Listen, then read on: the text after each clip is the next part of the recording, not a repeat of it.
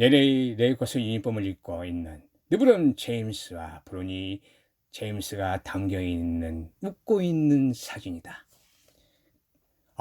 우리들이 꿈꿔왔던, 지금까지 NBA 역사에 단 한 차례도 없었던 부자지간에 다른 팀도 아닌 한 팀에서 함께 뛸 수 있을 것인가? 우리 팬들은 기대하는 것이다. 브로니 제임스가 어시스트하고 르브론 제임스가 잡아서 엘리웁 덩크슛을 꽂는 그런 모습을 상상하는 것이다. 그 상상이 현실이 되기 이전에 브로니 제임스는 서머리그에서 평가받았다. 그는 두 경기에서 아주 순율도 안 좋고 형편없는 경기력을 보여줬다. 그래서 나는 심심풀이 삼아서 내 블로그에 글을 올렸다.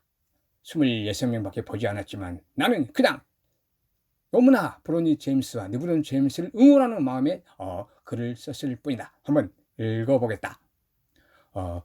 르브론 제임스의 입김이 작용해서 그의 아들 브로니 제임스가 LA에 입단에 따른 논란의 근거는 최근 서머리그에서 기대 이하의 성적에 불을 지폈다. 신장에 무리가 없는 가드가 이를 상쇄할 3점슛에서 죽을 수 있었기 때문이다. 고작 두 게임은 표준이 작은 건 사실이다. 그러나 그는 기회조차 보여받지 못한 신인에게는 하늘과 같은 표준이다. 다행스럽게도 브로니는 그 두 게임이 별반 의미 있는 것도 아니다. 3점슛 61개를 전부 실패한 것, 그 자체가 놀라울 뿐. 천하의 커리조차도 연속 3점슛 9개를 실패한 적도 있다. 이럴 때 적용되는 것이 원숭이도 나무에 떨어질 때가 있다.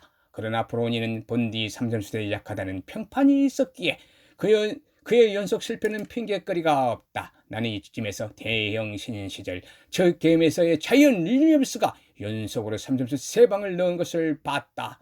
자이언이 3점슛이 좋지 않다는 평판이 있었기에 수비의 허술한 것을 역이용한 효과로 볼 수도 있지만 나는 그리 보지 않는다. 그냥 그날 운이 좋았다. 만약에 브로니가 첫 게임에서 첫 3점슛이 들어갔다면 모든 것이 달라졌을 거라 믿는다. 만약에 11개 중에서 3개 정도만 성공시켰다면 브로니의 평판은 어찌 됐을까? 11개를 연속 실패할 확률보다 3개를 성공할 확률이 훨씬 더 높다. 한마디로 브로니는 엄청나게 운이 없었을 뿐이다. 브로니의 최고의 장점이 뭐라 생각하는가? 그의 강한 정신력이다. 심정지를 이겨내고 대학 무대에 재도전한 그 정신은 불굴에 가깝다. 이를 핑계로 르브론이 꼬리표를 떼고 농구를 그만둘 절호의 기회를 붙잡지 않았다는 사실이다. 그는 자신이 못하면 아빠의 명예가 실추된다는 것을 누구보다 잘 안다. 농구 안 해도 잘 먹고 잘 사는 아빠의 후계자라는 사실이다. 농구를 해야 할 이유가 없다. 그러나 브로니는 그 자신을 믿고 있다. 아빠의 명성에 한참 못 미칠지언정 NBA에서 살아남을 수 있다는 것을. 조던 아들들은 그들의 한계에 도전조차 꺼리고 농구를 포기했다. 어정쩡한 농구 선수로 그의 아빠의 피를 더럽히고 싶지 않았을 터고 갈 수 있는 길을 보았을 것이다. 그에 반해서 브로니는 목숨을 앗아가려던 심정지를 극복하지 않았는가. 나는 이쯤에서 인간은 무엇으로 사는가를 생각할 수밖에 없었다. 가난한 사람들의 소망은 힘겨운 노동에서의 해방이다. 브로니의 소망은 뭘까?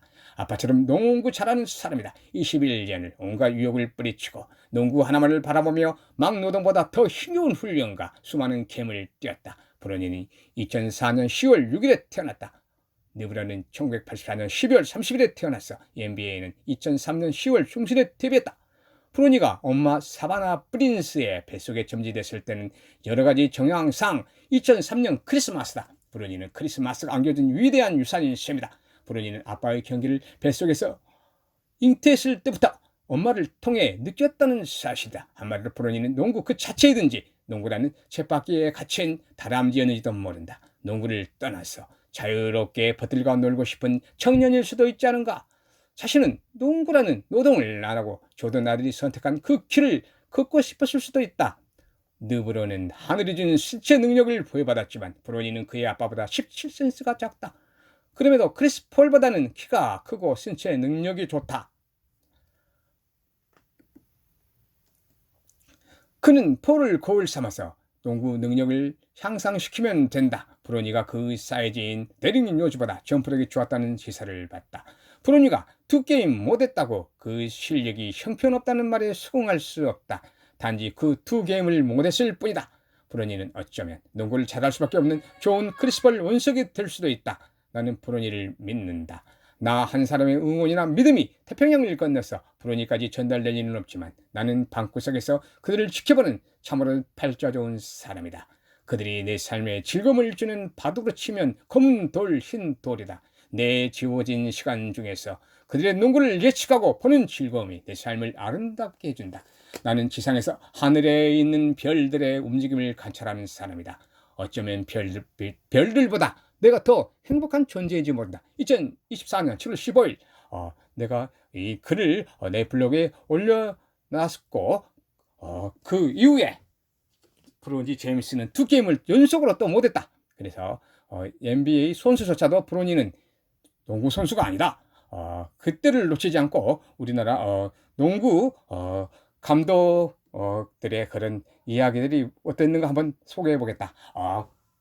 브로니는 우리나라 이순위 깜도 안 된다. 그냥 그런 선수다. 그런 평을 했습니다. 하지만 나는 그렇게 생각하지 않습니다. 브로니의 불굴의 정신, 심정지를 이겨내는 그런 정신, 그리고 부유하게 잘 살아왔는데 좁은 문으로 가라는 그 정신을 나는 믿는 것입니다. 우리 모두는 좁은 문으로 가는 것을 꺼려합니다. 내 앞에 큰 길이 있는데, 넓은 문이 있는데 어찌 좁은 문으로 들어가려 하겠습니까? 그렇지만 브로니는 그 큰 문을 마다하고 좁은 문으로 들어가서 아버지와 함께 경기를 뛰고 아버지의 영향력에서 벗어나서 스스로 살아남으려는 그런 의지가 있는 것입니다. 그의 인생의 목표는 단지 편안함과 안락을 추구하는 것이 아니라 아빠 같은 열정으로 농구라는 그 종목에 자기의 영혼을 불태워버리고 싶은 그런 마음이 아닌가 생각하는 바입니다. 이상입니다.